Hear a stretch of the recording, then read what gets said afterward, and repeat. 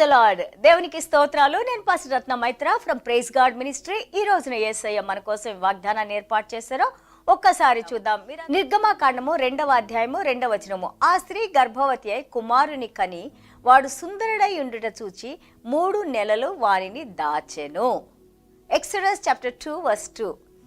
So the woman conceived and bore a son, and when she saw that he was a beautiful child, she hid him 3 months. దేవునికి స్తోత్రం. మనం ఎవరి గురించి మాట్లాడుకుంటున్నాం ఇక్కడ? నిర్గమకాండం మనం మొదటి అధ్యాయం అయిపోగానే 2వ అధ్యాయానికి రాగానే మనం the great prophet and also a man who walked with God for 40 years, 40 సంవత్సరాలు దేవాది దేవునితో నడిచిన వారు, అలాగే ఇజ్రాయేలీ జనాంగాన్ని అంతటిని కూడా ఐగుప్తు దేశం నుండి పాలుతేళ్లు ప్రవహించే దేశం వరకు, సరిహద్దుల వరకు తీసుకొని వచ్చిన మన గొప్ప మోషే గారి గురించి మాట్లాడుకుంటా ఉన్నాము.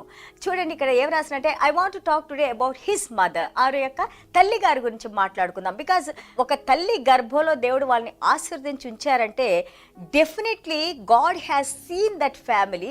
ఆ కుటుంబాన్ని చూసి ఏ బిడ్డకి ఏ కుటుంబం మంచిదో దాన్ని దేవుడు ఏర్పాటు చేశారు. ఇక్కడ మోషే గారు దేవుడి ప్రణాళిక ప్రకారం ఆల్మోస్ట్ అయిపోతా ఉంది. యోసేపు గారు ఐగుప్తు దేశానికి వెళ్ళారు. దాని తర్వాత యాకోబు గారు వారి కుటుంబ సభ్యులంతా కూడా ఐగుప్తు దేశానికి వెళ్ళారు. 400 సంవత్సరాలు అయిపోయింది. ఇప్పుడు వాళ్ళు వెళ్ళిపోయిన ఆ యొక్క ఫారో రాజులు వాళ్ళందరూ వీళ్ళు మర్చిపోయారు. ఇప్పుడు కొత్త రాజులు వచ్చేసారు. వాళ్ళ కష్టాలు మొదలైనవి.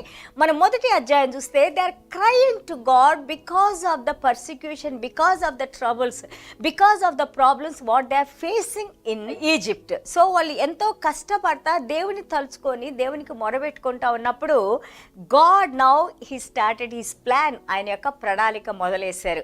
ఇందులో మనం మొట్టమొదటిగా చూస్తూ ఉంటుంటే ఆమె 3 నెలల ఎందుకు దాచిపెట్టింది? బికాజ్ అప్పుడు ఫరో గారు ఆ మగ పిల్లలు ఎవరైతే ఇజ్రాయేలీలకు పుడతారో వాళ్ళందరినీ చంపేని ఆజ్ఞ ఇచ్చారు కాబట్టి, ఎందుకంటే వీళ్ళు ఇంక్రీజ్ అయిపోతా ఉన్నారు. దేవుడిచ్చిన వాగ్దానం ప్రకారం, ఆశీర్వాదం ప్రకారం they are multiplying they became so many people. ఎంతో మందిగా విస్తరించి ఉన్నారు కాబట్టి వీళ్ళు ఇంకా జనాంగం ఎక్కువైపోయింది. రేపు ఒకవేళ ఏదైనా ఈ ఐగుప్తు దేశంలో జరిగితే వీళ్ళందరూ ఒకటైపోయి మనల్ని ఓడిస్తారనే భయంతో ఆ కొత్తగా వచ్చిన ఫరో ఆ పిల్లల్ని చంపేయాలి అని అనుకున్నప్పుడు ఇక్కడ మోషే గారి తల్లి, ఆమె పేరు జాకోబేద్. 2వ తిమోతి 1:5 మనం చూస్తుంటే లూయిస్ అని, యూనిస్ అని మనం తిమోతి గారి అమ్మమ్మని మనం చూస్తున్నాము. Why I'm saying this one? బిడ్డలు కన్నా తల్లులు ఏం చేస్తా ఉన్నారంటే చిన్నప్పటి నుంచే మనం ఏమంటే ఉగ్గుబాలతో దేవుని గురించి, దేవుని వాక్యం గురించి చెబుతా ఉన్నారు. మన అపోస్తలుడైన పౌలు గారు అంటారు, మీ అమ్మ చెప్పిన మాటలను జ్ఞాపకం చేసుకో తిమోతి అని అంటారు. అలాంటి వ్యక్తినే ఇక్కడ మనం చూస్తున్నాం. పాత నిబంధనలో నిర్గమకాండం 2వ అధ్యాయంలో జాకోబేద్ ఆమె మోషే గారి తల్లి గారు. అప్పటికే ఆమెకి అహరోన్ గారు, మిరియం ఉన్నారు. ఆల్రెడీ మోషే గారి అక్క, మోషే గారి అన్నయ్య అయిన అహరోన్ గారు ఉన్నారు. ఇప్పుడు మోషే గారి ద్వారా దేవాది దేవుడి ఇజ్రాయేలీలందరికీ విడుదల కలుగజేయబోతున్నారు. So God's plan is now coming into action. నిర్గమకాండం 6:20 చూస్తే ఆమె పేరు జాకోబేద్ అని, వాళ్ళ హస్బెండ్ పేరు అమ్రామ్ అని. వాళ్ళిద్దరు కూడా లేవి వంశానికి, అంటే ఈ యొక్క యాజకుల వంశానికి చెందిన వారని మనం నేర్చుకుంటున్నాము. సో హియర్ ఫరో అంత పెద్ద కమాండ్ ఇచ్చారు, ఎవరు పుట్టినా కానీ వాళ్ళని చంపేసేయండి అనేసి, మగపిల్లలు అయితే అని అన్నప్పుడు she really being a women. చూడండి, ఒక స్త్రీ ఎంతో ధైర్యాన్ని చూపించి, కాన్ఫిడెన్స్ చూపించి, తన విశ్వాసాన్ని కోల్పోకుండా బిడ్డను చూసినప్పుడు చాలా అందంగా ఉన్నారంట. అంటే he looks very good. That's the favour and grace of the lord. అది దేవుని యొక్క కృప కటాక్షంగా మనం చూస్తా ఉన్నాము. And also she had lot of confidence because she's from the house of Levi. ఆ లేవి అంటే యొక్క యాజకుల గృహం నుంచి వచ్చింది. She knows the word of God. So ఆమె ఏం చేసింది? దేవుని యందు విశ్వాసంతో, నమ్మకంతో బిడ్డను 3 నెలలు దాచిపెట్టింది. Maybe she was not able to, ఇంకా దాని తర్వాత ఆ లోపల హైడ్ చేయలేకపోయింది, దాచిపెట్టలేకపోయింది అనుకుంటా. ఇక్కడ మనం చూస్తా ఉంటే ఏం చేసింది? చక్కగా ఒక మంచి పేపరిస్తో ఆ బుట్ట, ఆ పేపరిస్ మీద లెటర్స్ అవి రాస్తారు కదా, పుస్తకాలు రాసేవాళ్ళు ఐగుప్తు దేశంలో. ఇంతకు ముందు ఆ జమ్ము ఆకుల్లాగా ఉంటాయి అవి. ఆ పేపరిస్ తో ఆమె బుట్టని తయారు చేసి దానికి సీల్ చేసి ఇంత అందగాడైన చిన్న బిడ్డని ఆ బుట్టలో పెట్టి అగైన్ చూడండి, ఒక తల్లి. When I read this one I feel because since I M my mother, since I have given 2 children birth, I know that how she may be thinking to leave that child. ఆ బిడ్డని ఆ నీటిలో వదలాలన్నా కానీ ఆ తల్లి ప్రాణం ఎంత కొట్టుకుందో I can understand. చూడండి, ఆ బిడ్డని ఆ నీటిలో వదిలినప్పుడు it's all faith we see here. అంత విశ్వాసమే, బికాస్ ఇంకా తను ఏం చేయలేదు. She totally depended upon God. ఇదే నేను ప్రతి ఒక్క తల్లిని మనం అర్థం చేసుకోవాలి. There are many problems comes to us in our lifes. మన జీవితాల్లో ఎన్నో సమస్యలు వస్తూ ఉంటాయి. But remember that always when we depend upon God total and completely, that God's hand is very different. God's hand works mighty miracles in our lives. మనం ఎప్పుడైతే దేవుని మీద ఆధారపడి ఉంటామో దేవుడు కార్యాలు చేయటం మొదలేస్తూ ఉంటారు. చూడండి, ఈ బుట్ట ఎక్కడికి వెళ్ళిపోయింది? డైరెక్ట్గా ఆ ఫారో గారి కుమార్తె స్నానం చేస్తూ ఉండంటే ఆ నదిలో ఆ సమయంలో చూడండి దేవుడు ఎలాగా ఆ ప్రణాళిక ప్రకారం ఒకటి తర్వాత ఒకటి ఏ విధంగా అరేంజ్ చేశారో. అంత పెద్ద ఐగుప్తు దేశ రాజుగారి యొక్క కుమార్తె చూసిందంట. చూసి ఏం చేసింది? ఆ బుట్టను తీసుకొని, ఆ బాబు అందంగా ఉన్నారు, ఆ బాబు నీళ్ళలోంచి లాగి బుట్టను తీసుకొని వచ్చినప్పుడు అక్కడ వాళ్ళ అక్క ఎదురు చూస్తూ ఉంది. మిరియం, ఎవరు తీసుకుంటారా మా తమ్ముడిని, ఎవరు తీసుకుంటారా, ఎవరు పెంచుతారా, ఏమవుతుంది మా తమ్ముడికి అని చూస్తున్నప్పుడు ఇమ్మీడియట్గా ఆమె అంటది, ఈ బాబుకి పాలు ఇవ్వటానికి ఎవరైనా కావాలా అని అన్నప్పుడు ఎస్ అన్నప్పుడు వాళ్ళ అమ్మనే తీసుకొని వస్తుంది. Look at God again. 3 నెలల బాబుని ఫరో చేతులు ఇచ్చారు. మళ్ళీ వెంటనే తన తల్లి చేతికి వచ్చి తన తల్లి మళ్ళీ చిన్నప్పుడు పెంచడానికి దేవుడు కృపను అనుగ్రహించారు. So when we read about this kind of women, దేవుని మీద ఆధారపడటానికి, ఇంకా ధైర్యంగా ఉండటానికి, ఇంకా విశ్వాసంలో నడవటానికి, దేవుని మీద దేవునిలో నిరీక్షణ ఉండటానికి, ఇవన్నీ కూడా మనకి దేవుడు కృప చూపిస్తూ ఉంటారు. సో అలాగే మనం చూస్తుంటే జాకోబేదు పేరు అంటేనే ఇట్స్ ఆనర్ ఆఫ్ గాడ్ అని ఉంటుంది. దేవుణ్ణి మహిమపరిచేది జాకోబేడ్ అంటే హిబ్రూ మాటలో.